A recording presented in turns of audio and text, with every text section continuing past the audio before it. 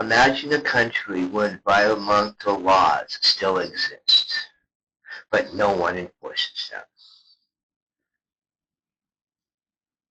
That's not choice on day one. It's worse. Because nothing explodes immediately. Nothing collapses on camera. The damage accumulates quietly. Without the EPA, inspections slow, then stop. Monitoring stations shut down. Data goes dark. Oh God, data points. We need data points. And when pollution isn't measured, it's treated as if it doesn't exist. Factories don't suddenly become villains. They do what incentives allow. Waste disposal gets cheaper. Corners get cut. Margins improve. At first, the water still looks clear. The air still smells normal.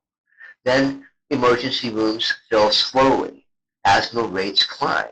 Cancers spike years later, far from the source, far from the headlines. Without federal oversight, states compete not for cleaner environments, but for looser rules. Whoever regulates least attracts the most industry. Pollution flows across borders, down rivers, into shared air, and suddenly local control becomes everyone else's problem. Environmental disasters don't arrive as explosions, they arrive as normal days. A boil water notice that never goes away. A town where every child carries an inhaler. A river no one swims in anymore. Not because it's illegal, but because everyone knows better. Without the EPA, accountability fragments. Corporations answer to shareholders, not communities. Cleanup becomes optional litigation instead of immediate action. And here's the part people underestimate. Environmental damage is not reversible on election cycles. Once groundwater is contaminated, it stays contaminated. Once ecosystems collapse, they don't bounce back on quarterly earning reports.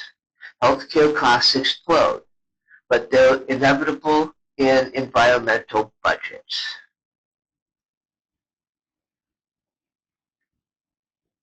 Taxpayers don't save money, they inherit the bill. When do not taxpayers inherit the bill? Tariffs, all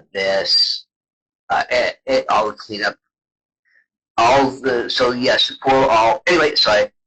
And most exposed communities suffer first. Not because they choose risk, but because risk was placed on them.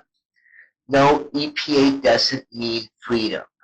It means silence. No alarms, no enforcement, no early warnings, just consequences arriving late, expensive, and permanent. And with that, Scott in 2028.